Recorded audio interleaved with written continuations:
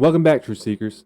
I'm your host, Josh, and for as long as I can remember, I have been fascinated by ancient texts and their hidden truths. The Book of Enoch and the Book of Jubilees are two of those texts that keep drawing me in.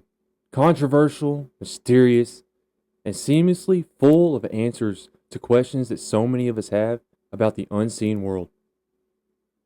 Why do they share so many themes with Scripture, yet remain largely unrecognized by mainstream Christianity? These are the questions that led me down the path of discovery, and I invite you, fellow truth seekers, to walk down this path with me. While not included in the canonical Bible for most Christian traditions, the Book of Enoch and the Book of Jubilees is referenced in various historical and religious texts. The Book of Enoch is referenced in Jude and has significant connections between it and Genesis, particularly the descriptions of the Nephilim and the Watchers in the pre-flood world. The Book of Jubilees, sometimes called the Little Genesis, expands on the biblical history, giving additional details about the lives of the patriarchs, the law, and God's covenant with humanity.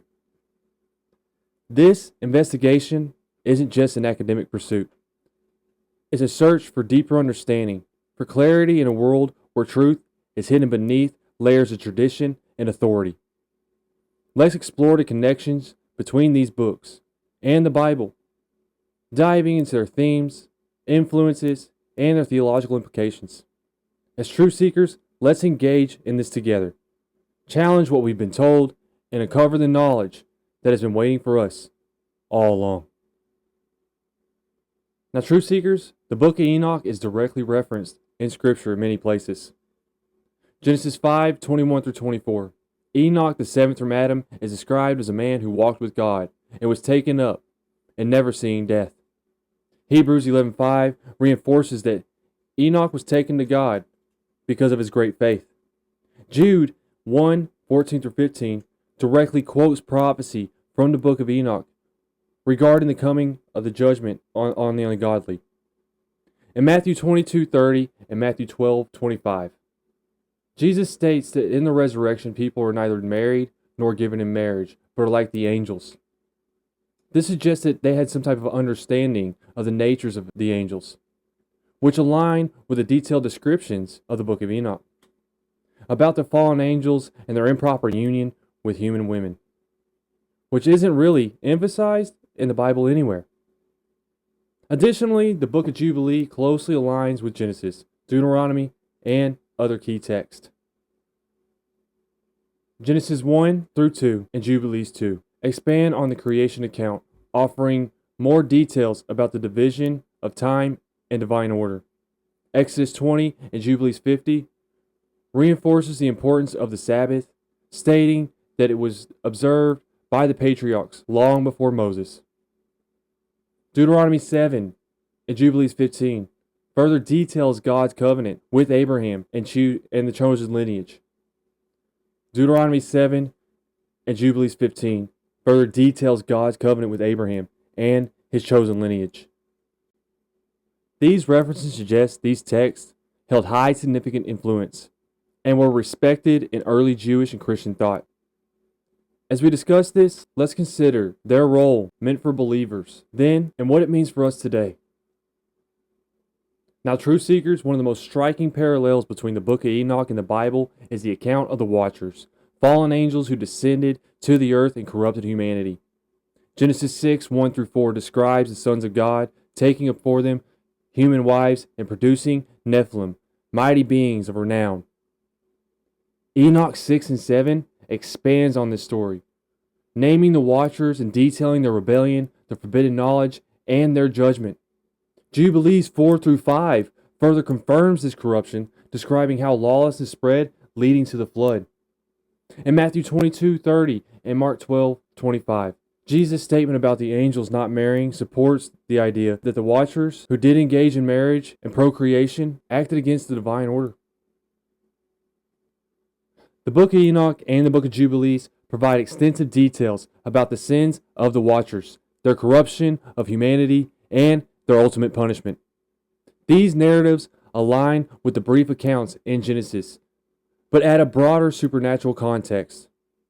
This arises an important question for all of us truth seekers. How do these accounts shape our understanding of the supernatural warfare today? Let me know your thoughts in the comments. Both Enoch and Jubilees contain numerous prophecies about the coming judgment, the Messiah, and the final restoration of God's people. Many of these ideas align with biblical themes. Daniel 7:13 through 14, and 1 Enoch 46 both describe the Son of Man coming in glory. Matthew 24:30 echoes imagery from Enoch concerning the return of the Son of Man. Revelations 20 parallels the final judgment scenes described in Enoch. Jubilees 23 speaks of the end times where the righteous will be rewarded and the wicked will be punished. Now, truth seekers, despite their influence, the books of Enoch and the Book of Jubilees were ultimately excluded from the biblical canons. Some reasons include the Hebrew Bible, as compiled by Jewish scholars, did not preserve them as part of accepted scriptures. However, another perspective is that these books contain prophecies about the Messiah and challenge the religious authorities of the time. If people could decipher the truth for themselves, it could have undermined their control. Some early church leaders debated their authenticity, with figures like Tychnum initially supporting the Book of Enoch, while others like Origen and Jerome questioned the origins.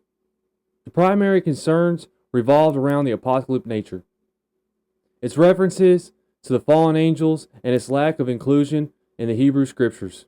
Additionally, as church doctrine developed, texts that were not universally accepted among Jewish scholars or early Christian communities were often sidelined.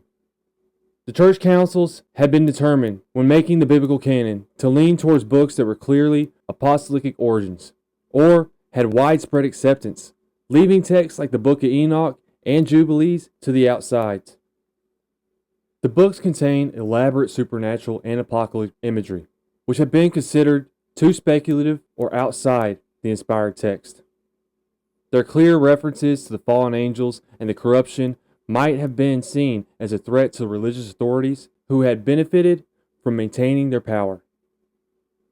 So, truth seekers, let's reflect on this. Was the exclusion of these books a suppression of important knowledge, or was it a divine decision to protect the integrity of Scripture? The Book of Enoch and the Book of Jubilees provide a fascinating glimpse into early Jewish and Christian beliefs about the angels, Nephilim, and the judgment and the coming of the Messiah. Their themes align closely with many biblical passages, and their influence on the New Testament thought is undeniable. This is where we as truth seekers come together. What do you think? Should these books be included in the canon? How do they shape your faith and understanding of biblical history? Let's share this, discuss this, and seek truth together. Truth seekers, when I give a lot of information like this, I try to keep the episodes short. So if you enjoy these deep dives and you would like them a little bit longer, please just message me and let me know. I would love to go deeper and make these episodes a little bit more extensive. But we invite you to like, share, and follow us across one of our several social media platforms.